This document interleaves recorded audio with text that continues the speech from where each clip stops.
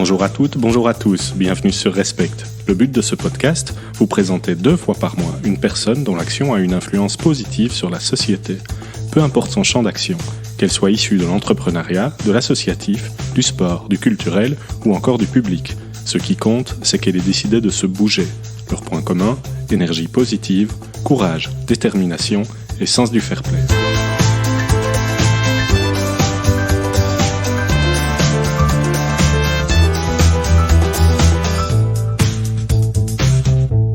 Je suis Ruben Pierhardt et je vous souhaite une bonne écoute de Respect. Respect est le podcast qui souhaite mettre la lumière sur des personnes dont l'action influence positivement la société.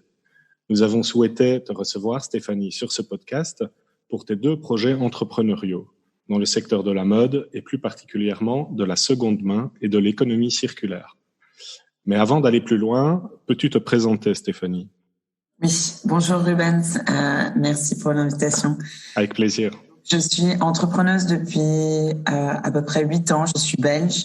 J'ai commencé ma première start-up il y a d'ici 8 ans, donc après quelques années chez Procter & Gamble. Et cette première start-up est une marketplace qui s'appelle Style Tribute et qui vend du seconde main de luxe. Donc on permet aux clients de vendre et acheter du seconde main de luxe. Et ma deuxième boîte, on en parlera plus en détail après, est une technologie qui permet de connecter les marques avec le marché du secondaire. Donc voilà, ça fait plus de 10 ans que j'ai accumulé de l'expérience dans le luxe online et plus particulièrement dans le seconde main. D'accord. Si je ne me trompe pas, chez Procter & Gamble, tu avais plutôt pour mission plutôt dans le domaine de la parfumerie, toujours oui. Dans les domaines du luxe, c'est ça ? Exactement. Donc je m'occupais des fine fragrances. Donc ils avaient à cette époque la franchise des Gucci, des parfums Gucci, des parfums Dolce & Gabbana. Donc ils avaient 15 différentes lignes, 15 différentes marques. Et je m'occupais de la gestion business et marketing pour le Benelux de ce portefeuille de marque. D'accord. Et après ce passage chez Procter & Gamble, qu'est-ce qui t'a poussé vers le secteur de la mode ? Ça faisait longtemps que je jetais cette industrie-là et que j'étais passionnée par la mode. J'ai fait des études beaucoup moins artistiques, donc plutôt business et ingénierie à l'IAG. Et donc, ça me paraissait un peu fou de penser qu'un jour, je pourrais travailler dans le domaine de la mode. C'est marrant comment on a ces idées préconçues, mais voilà, pour moi, c'était pas forcément un domaine très sérieux et un peu superficiel, malgré le fait que j'en étais complètement passionnée. Et en réfléchissant en fait à ma première idée start-up, je me suis rendu compte qu'on pouvait allier quand même beaucoup d'objectifs différents, c'est-à-dire travailler dans ce qu'on aime, la mode, mais en même temps y donner peut-être plus de relief et de mission avec un business model comme celui qu'est la revente et qui permet en fait de donner une seconde vie aux produits. Ok. Est-ce qu'il y a un moment finalement ou une étape dans ta vie qui a été un élément déclencheur de finalement ce changement de vie et je pense qu'en plus tu as déménagé, tu as beaucoup bougé. Oui. Si je ne me trompe pas, Style Tribute c'est toujours d'ailleurs à Singapour. Oui, et tout donc à fait. Tu as voyagé assez bien. Oui, j'ai eu la chance via mes parents de voyager très jeune. Donc je suis née au Japon et j'ai habité en Thaïlande, j'ai habité dans plusieurs pays différents. Voilà, ce qui, je pense, m'a donné la capacité à être extrêmement flexible et agile dans des contextes et des environnements différents. Et j'aime finalement ce challenge-là. Donc, je pense qu'il n'y a pas vraiment eu d'événement qui a déclencheur. Ça s'est fait petit à petit. J'ai toujours eu envie de lancer mon propre business et j'ai toujours eu on appelle ça fibre entrepreneuriale. En tout cas, je l'ai reconnu assez tôt, puisqu'il y a des gens qui le reconnaissent beaucoup plus tard, mais qui l'ont. Et donc, je travaillais vers ce rêve de commencer ma propre boîte. Donc, Procter était pour moi une étape où je trouvais que c'était une école formidable pour apprendre pas mal de choses, en tout cas pour acquérir des formats, des frameworks, des outils.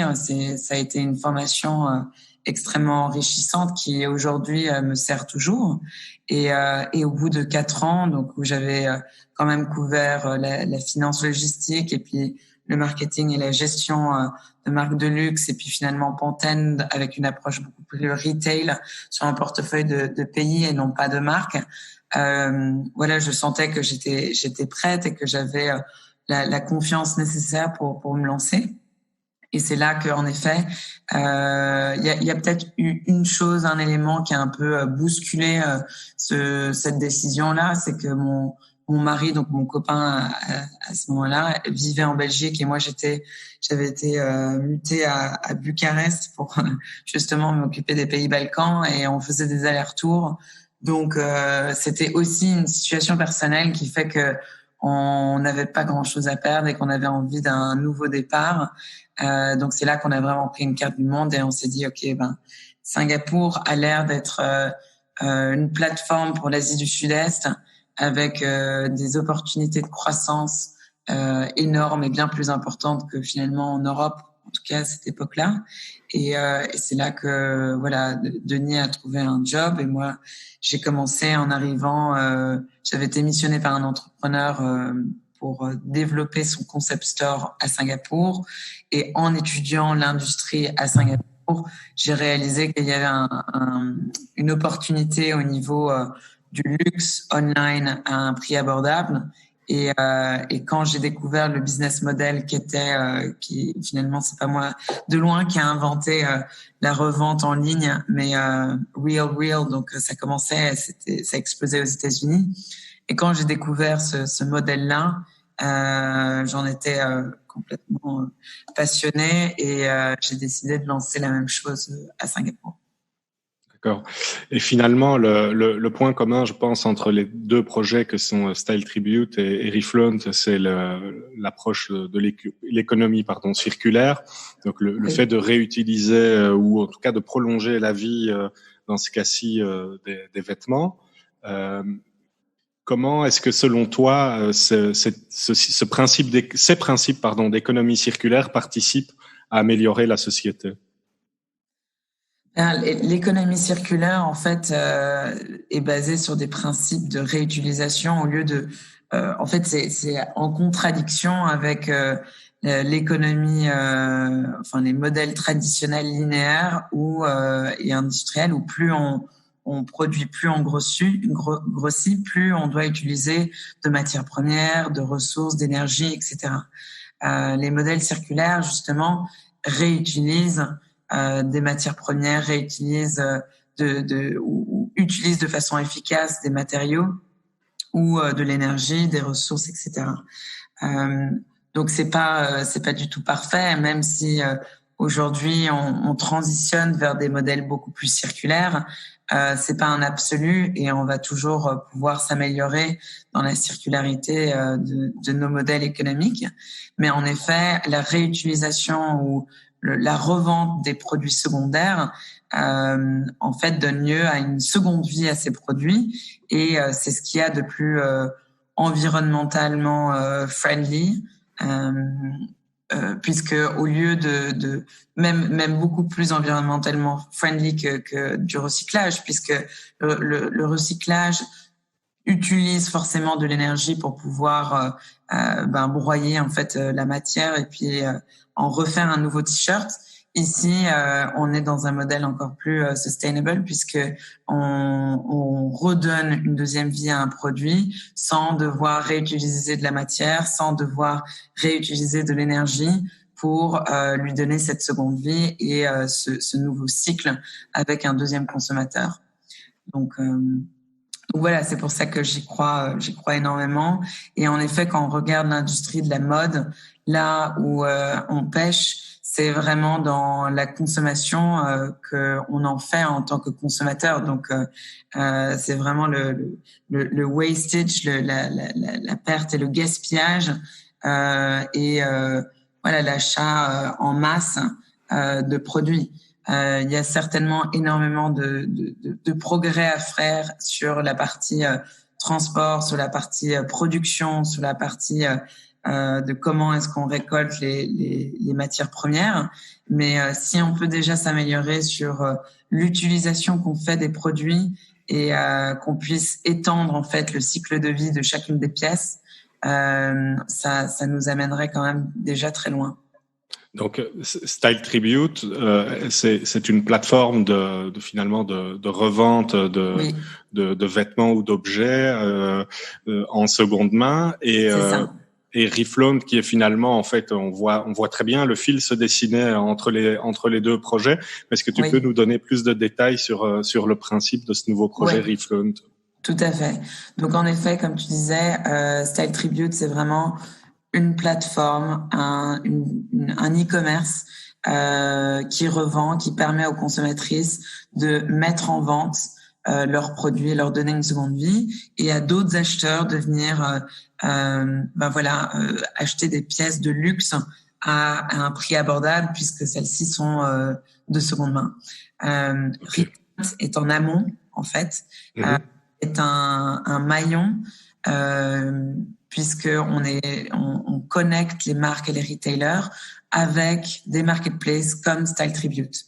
Donc on est vraiment entre les marques comme Balenciaga, comme COS, comme Bash et des plateformes telles que Style Tribute, mais aussi eBay, Dressing. Donc il y en a un peu partout dans le monde et c'est un énorme marché. Il y a énormément de différents types de plateformes de cette nature-là. Et nous, on connecte ces différents players. Donc, en fait, ce qui est intéressant à remarquer, c'est que jusqu'à très récemment, les marques et les retailers qui vendent finalement des pièces neuves sont complètement disconnectés par rapport au marché secondaire. Donc, on a deux marchés qui vivent en parallèle, mais ne sont pas du tout intégrés, ne sont pas du tout connectés. Or, quand on regarde d'un point de vue du consommateur, on voit que ça ne fait pas du tout du sens, puisque un même consommateur va aller acheter et puis revendre cette même pièce à travers deux expériences complètement disconnectées et enfin déconnectées. Et là, il y a une énorme opportunité aussi pour la marque et pour les retailers pour lui faciliter cette revente, pour faire partie de tout ce customer journey et de permettre à leurs clientes aussi de racheter chez elles si une fois qu'elle aura revendu la pièce qu'elle n'utilise pas assez ou qui est en train de pendre dans sa garde-robe en train de prendre la poussière. Donc, si je t'ai bien suivi, par exemple, j'aurais acheté, je sais pas moi, une très très belle paire de chaussures, mettons Berluti ou une autre marque prestigieuse. Je pourrais retourner sur le site internet de la marque et dire bah tiens, moi cette chaussure ne me plaît plus, je souhaite m'en séparer. Et quelque part, Reflaunt ferait l'interface entre une plateforme de revente et mon souhait de revente. Tout en permettant à la marque quelque part de m'inciter à la réutilisation et donc à l'utilisation de cette économie circulaire plutôt qu'à laisser quelque chose mourir dans mon armoire et qui soit plus utile à personne. Tout à fait, c'est ça. Je viens sur mon compte avec la marque, j'ai ma paire de chaussures que je veux revendre, j'ai un bouton revend comme je pourrais avoir un bouton j'achète. Et là, on a 3 pop-up, 3 fenêtres qui nous demandent un peu plus d'informations, mais toujours dans le site de la marque. Et une fois que j'ai terminé ça, comme par magie, la pièce se met en vente sur 5, 10, 15 différentes marketplaces partout dans le monde. Donc, elle ne va pas être vendue que sur une plateforme, mais sur une dizaine, une quinzaine de plateformes différentes. Et une fois qu'un acheteur vient acheter cette pièce sur une de ces plateformes, disons Style Tribute, nous, on est connecté avec cette plateforme-là. On reçoit l'information que cette pièce a bien été achetée et on a un message automatique qui est envoyé au revendeur avec un bordereau d'envoi. Je pense que c'est comme ça qu'on l'appelle en Oui, France. tout à fait. Voilà. Et elle peut envoyer sa pièce à la plateforme ou directement à l'acheteur. Et elle reçoit la valeur de sa vente, soit en cash, donc en transfert bancaire, soit en achat, en crédit d'achat chez la marque. Voilà. D'accord. Donc finalement, on se retrouve dans une situation où tout le monde est gagnant, aussi bien la marque qui s'inscrit dans cette démarche et qui a une traçabilité de ses produits dans le deuxième cycle, le client parce que il a la possibilité finalement de remonétiser d'une manière ou de revendre, voilà. Ouais. Et finalement, les futurs acheteurs qui peuvent trouver aussi des choses moins chères ou en occasion, et puis certainement l'environnement ou la société parce que on remet sur le marché des choses qui dormiraient finalement, on va pas dire aux ordures, mais en tout cas dans des placards ou qui seraient inutilisés tout à fait de manière dommageable. Exactement. Donc c'est tout à fait ça. Avec notre solution, on a vraiment comme ambition de faire partie de n'importe quel cycle d'achat, c'est-à-dire que voilà, ça devient normal de revendre. Ça permet aussi aux consommateurs de se rendre compte de la valeur des biens finalement, puisque le fait de pouvoir revendre apporte cette valeur et on se rend compte et on conscientise la partie liquide la partie liquide de la valeur de la pièce et du coup on en prend peut-être plus soin. Peut-être que aussi on achète des produits un peu plus chers mais qui vont durer dans le temps. Plutôt que des achats plus éphémères qu'on ne pourra plus pas revendre puisque la qualité se dégrade trop rapidement au fil du temps. Ok. Donc ça c'est vraiment notre ambition, c'est de créer un nouveau behavior d'achat et une nouvelle façon en fait d'acheter de façon beaucoup plus consciente. Et oui, dans un cercle vertueux. Voilà. Ça anticipe un peu ma question suivante. J'aimerais avoir ton avis sur quel regard les gens ont-ils aujourd'hui sur la seconde main. Donc, on voit parfois des études arriver en disant que le marché de la seconde main est effectivement en pleine explosion. Je voyais même des chiffres sortir où on disait que d'ici une dizaine d'années, le marché de la seconde main pourrait dépasser le marché du neuf. C'est quelque chose qui est relativement nouveau. Personnellement, je suis pas... D'abord, j'achète pas énormément de vêtements, mais je suis pas un grand client de seconde main, mais je pourrais très bien m'y mettre. Voilà. Donc, quel est, toi qui es très active et qui connais certainement beaucoup mieux le sujet que moi, finalement, quel est, à ton avis, le regard les gens ont-ils aujourd'hui sur la seconde main? Je pense que il est en train d'évoluer. Clairement, les premiers stigmas autour du seconde main, ça relevait de problèmes d'hygiène. Voilà, est-ce que le produit est vraiment propre? Quand on allait dans les magasins de seconde main, souvent ça sentait la poussière.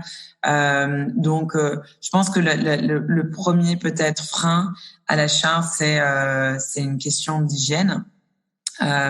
Maintenant, la réalité, c'est que le seconde main est en train de se développer très rapidement et il y a des process de nettoyage et de remise à neuf qui sont excellentes. Et puis, finalement, si on veut faire l'avocat du diable, en quoi est-ce que c'est différent que d'acheter une pièce en boutique où il y a deux autres personnes qui l'ont essayé avant soi? J'argumenterais que c'est encore bien plus propre de l'acheter en seconde main puisqu'il y a un lavage, une remise en état avant de l'envoyer à l'acheteur. Oui, tout à fait. Première chose, il y a beaucoup d'améliorations qui se font à ce niveau-là.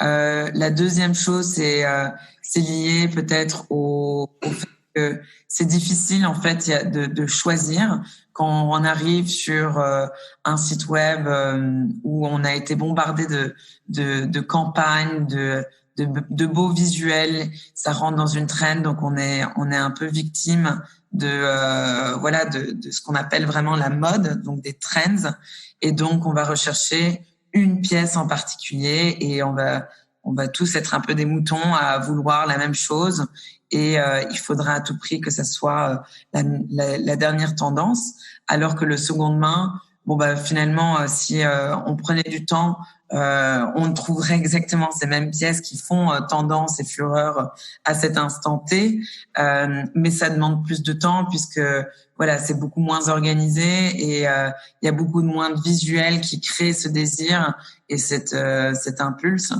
d'achat autour de cette pièce. Donc, je pense que de plus en plus, on va devenir éduqué par rapport à ça. Aussi, le marché de seconde main va s'organiser pour créer beaucoup plus d'assortiments sélectifs et être beaucoup plus fort dans tout ce qu'on appelle le merchandising.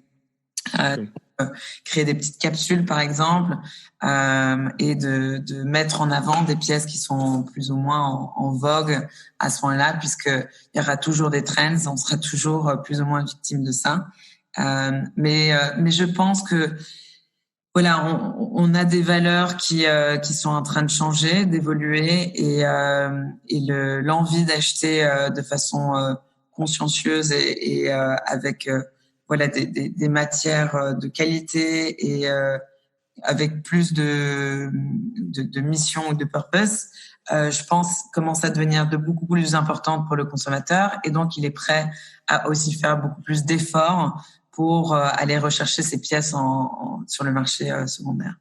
Oui. Est-ce que ce marché, selon toi, est réservé plutôt au luxe ou bien finalement c'est vrai qu'on voit des marques apparaître qui mettent en avant plus des argumentaires comme le juste prix ou la qualité pour le bon prix ou ce genre de choses. Cette question de rapport qualité-prix ressort assez fort. Mais finalement, est-ce que ce marché de la seconde main, dans ton cas, en tout cas avec Style Tribute, c'est plutôt des pièces de luxe ou des vêtements assez chers. Maintenant, est-ce que tu vois aussi ce marché se développer sur des gammes de prix plus basses? Ouais. Le premier avantage d'acheter du seconde main, enfin perçu par les consommateurs, et c'est comme ça que ça a commencé, c'est vraiment l'aspect prix. Donc je vais pouvoir m'acheter un sac de luxe à un prix 30% off, par exemple, ou 50% off. Donc forcément, voilà, le gain qu'on peut faire sur les produits de luxe est bien plus important que sur un t-shirt qui a coûté que 40 €. Donc l'effort d'aller acheter seconde main est beaucoup moins important sur des pièces avec des prix beaucoup plus bas qu'avec des pièces qui valent 1 000 €, puisque tout de suite la différence permet de faire une économie de 400, 500 € sur une pièce qui en valait 1 000, alors que sur un t-shirt on parle de quelques euros. Donc je pense que c'est d'abord drivé par ça. Mais on voit que plus le marché devient du seconde main devient populaire et rentre dans les mœurs, plus en fait ça s'étend à de nouvelles catégories et de nouvelles gammes de prix. Quand on regarde les plus jeunes et on regarde des plateformes comme Vinted en Europe, qui est très forte en Europe, ou Poshmark aux États-Unis, ce sont des t-shirts à 10, 20 €. Nous, on l'a lancé avec COS, leur plateforme de seconde main, où les pièces sont dans des gammes de prix beaucoup plus basses que sur ce qu'on trouverait sur Style Tribute. Et ça fonctionne très bien aussi.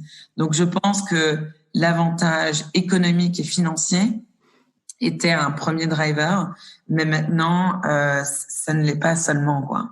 Ça, c'est aussi une volonté du consommateur de mieux acheter et d'acheter de façon plus consciencieuse de nouveau. Oui, et puis certainement que l'arrivée de plateformes telles que Reflaunt qui facilitent l'expérience d'achat en seconde main permettent aussi d'accélérer le mouvement et d'y participer de manière active. Exactement. Le marché devient de plus en plus structuré, organisé et facile pour le consommateur de naviguer. Voilà. Ok. J'en passe un peu à la deuxième partie du podcast avec une série de questions en cascade. Et la première, c'est finalement, Stéphanie, qu'est-ce que ça t'apporte de faire ça? Quelle satisfaction personnelle tu retires de tes deux entreprises et finalement de tout ce que tu fais que beaucoup de gens ne font pas et que toi, tu as choisi de faire à un moment donné? Je dirais que l'énorme satisfaction que je vis, que j'ai vécu à travers ces dernières années, et je trouve que je suis très chanceuse, c'est de pouvoir voir ses idées prendre vie, sa vision prendre vie, et ça c'est extraordinaire. C'est d'imaginer quelque chose, il y a 8 ans, et puis d'aboutir avec une deuxième innovation dans le même espace, et d'avoir l'impression que on améliore en fait la solution qu'on apporte au marché, et qu'on peut justement apporter de la valeur à différents acteurs du marché. Je pense que c'est une énorme satisfaction, et au jour le jour de voir ça prendre forme, c'est hyper gratifiant. D'accord. Et si tu pouvais recommencer, est-ce que tu changerais quelque chose? Non, pas du tout. Je pense que j'ai eu évidemment ma dose d'erreurs et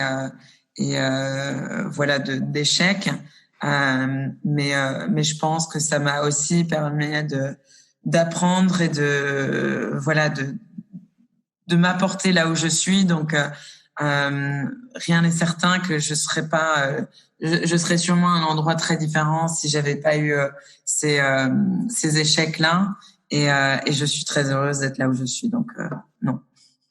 Et est-ce qu'il y a des modèles qui t'ont inspiré ou qui t'inspirent toujours au quotidien?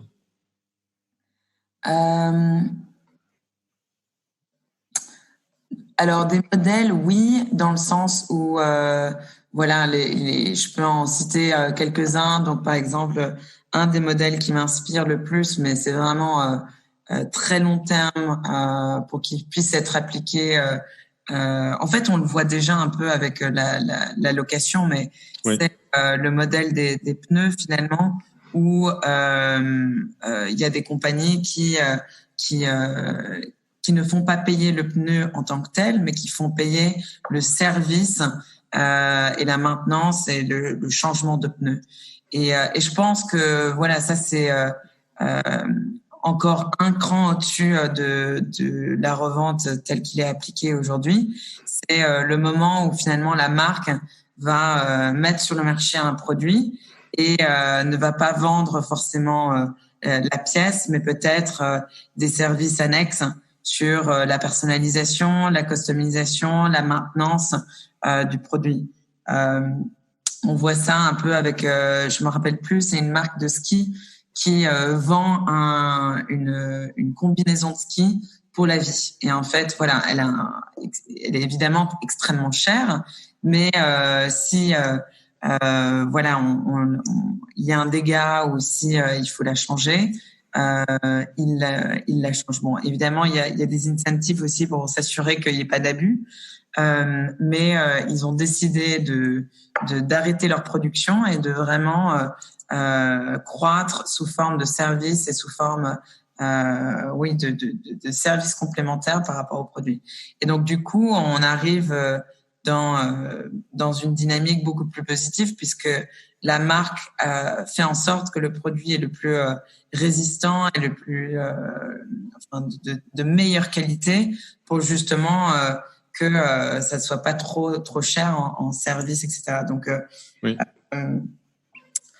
C'est un des business models qui était une inspiration. Maintenant, en termes de modèle pour la mode, et plus spécifiquement l'industrie dans laquelle je suis, clairement Real Real, qui est le modèle de Style Tribute, a été une inspiration. Oui. D'accord, oui, très très intéressant. Et aujourd'hui, finalement, est-ce qu'il y a des personnes qui t'inspirent par leur action concrète et que tu verrais bien sur ce podcast? Oui, alors j'en ai plein qui me viennent à l'esprit. J'en ai 3 plus particulièrement qui me tiennent à cœur, parce que ce sont des amis, et ce sont des personnes avec qui j'ai beaucoup partagé en tant qu'entrepreneuse. Et donc il y en a une qui s'appelle Stephanie Dixon qui a lancé toute une plateforme qui permet d'apporter de l'éducation et du awareness autour d'une vie plus consciencieuse. Okay. Donc ça c'est une première personne qui vaut vraiment le coup d'être découverte. Green is the New Black, donc vous pouvez aller voir. Avec plaisir. Ensuite, il y a Elena Wasserman, donc une autre jeune entrepreneuse, qui a lancé aussi un autre type de plateforme, mais plus dédiée aux technologies et au business qui ont de l'impact, et pour donner plus de spotlight à ces business-là et les aider, mais plus d'un point de vue de financement. Oui. Et puis, nous avons une troisième entrepreneuse d'un autre style, Nathalie Darvan, qui a lancé des Rock Cakes, donc des snacks et des gâteaux justement tout à fait bio et organiques, qui sont aussi meilleurs pour la santé et produits de façon consciencieuse aussi. Tu vois, là, c'était la question. On construit notre liste d'invités, mais on joue le jeu. On mettra des liens vers toutes ces personnes dans l'article qui sera lié à l'épisode. Super. Voilà. Dis-moi, on l'entend, tu as une vie palpitante et en plus, tu voyages beaucoup. Moi, je voulais savoir si tu avais des trucs ou des routines qui t'aident au quotidien. Par exemple, certains font de la méditation, d'autres du jogging. Et toi, finalement, est-ce qu'il y a des choses qui t'aident à faire tout ce que tu fais en une journée ou sur une semaine? Alors, pour m'aider, parce que je pense que je suis quelqu'un justement qui veut tout faire et je suis assez extrême, donc j'adore le sport et j'y vais à fond, mais j'adore aussi la fête et j'y vais aussi à fond. Donc j'essaye d'être assez disciplinée la semaine et d'essayer de dormir suffisamment. Donc généralement ma semaine c'est vraiment des levées assez matinales.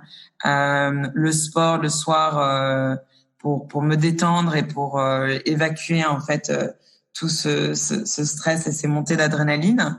Et les week-ends, c'est vraiment de les passer avec ma famille, avec mes amis et de complètement décompresser.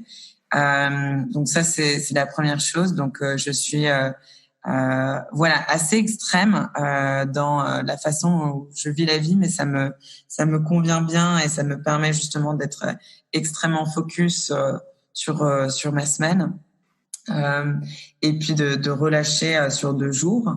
Et la deuxième chose que j'ai appris plus avec le temps, parce que ça m'a mis du temps d'arriver à ce stade-là, c'est d'essayer de déconnecter et de pas trop regarder les mails et mon iPhone les week-ends pour être entièrement disponible à la famille. Je pense que c'est quand j'ai eu mon premier fils que j'ai dû adapter mon mode de vie et me rendre compte que aussi j'étais complètement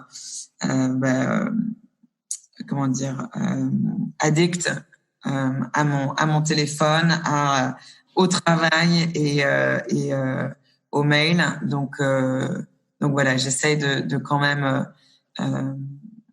faire des décisions et de séparer. Donner une place à chaque chose. Voilà, exactement.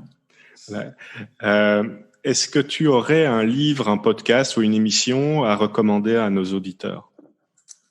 Oui, alors j'ai une série de podcasts, parce que ils l'ont fait sur plusieurs épisodes, qui s'appelle Master of Scale de Hoffman. Et en fait, c'est génial parce que, en tout cas, les 10 premiers, les 5 derniers, j'ai moins accroché. Ils interviewent un peu comme ce que tu fais, Rubens, oui. Des entrepreneurs, sauf que c'est des entrepreneurs c'est Airbnb, c'est LinkedIn, c'est PayPal, et donc c'est assez marrant, c'est assez sympa, surtout qu'ils l'ont fait à l'américaine, donc en mettant des effets spéciaux, enfin c'est pas visuel, donc c'est des podcasts, mais des effets spéciaux sonores, c'est très storytelling et c'est vraiment bien foutu. Donc, je dirais celui-là. Et puis, le dernier livre qui, je pense, est pas mal aussi pour des entrepreneurs ou voilà des gens qui voudraient se lancer dans l'entrepreneuriat. C'est The Hard Thing About Hard Things. Oui, un très très bon livre. Hein. Ouais, très très bon livre que j'ai relu là récemment. Voilà, c'est pas forcément. C'est aussi un livre qu'on peut lire plusieurs fois, à plusieurs reprises, en reprenant certains chapitres. Voilà, je trouve que c'est assez rafraîchissant de reprendre et de l'avoir comme ça sur la table. Donc voilà, ça c'est un peu ce qui me vient à l'esprit. Et c'est des excellentes recommandations. Moi, c'était ma dernière question, donc on est arrivé au bout du podcast. Donc, merci Stéphanie de t'être prêtée au jeu de ce podcast. J'espère du fond du cœur que avec plaisir partagé, nos auditeurs auront pris autant de joie à l'écouter, autant que j'en ai pris à l'enregistrer avec toi. Et au moment où on se parle, nos polos sont pas encore prêts. Donc, Respect, c'est le podcast des polos et on offre un polo unique qui ne s'achète pas, qui s'offre à des personnes dont on a estimé que l'action méritait ce cadeau. Mais évidemment, je manquerai pas de te le faire parvenir, que ce soit à Singapour, au Portugal ou que tu sois dans le monde. C'est sympa. Et on partagera, j'espère que tu nous enverras une photo de toi avec le polo pour qu'on puisse la partager à nos auditeurs. Merci beaucoup Ruben, je me réjouis de recevoir ce polo alors. C'était un grand plaisir de t'avoir reçu. Je te souhaite une excellente fin de journée. Et puis, bien entendu, prends soin de toi et de tous tes proches. Merci beaucoup. Toi aussi. Bye bye. Bye bye. Salut, au revoir.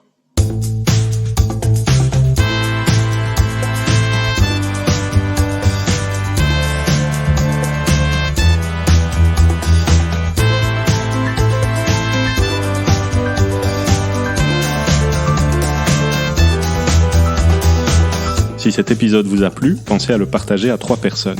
Et surtout, laissez-nous une note, 5 étoiles et un commentaire positif. Ça aide ce podcast à être plus visible. Pour être informé des prochains épisodes, abonnez-vous. Merci de nous avoir suivis jusqu'au bout. À très bientôt. Salut.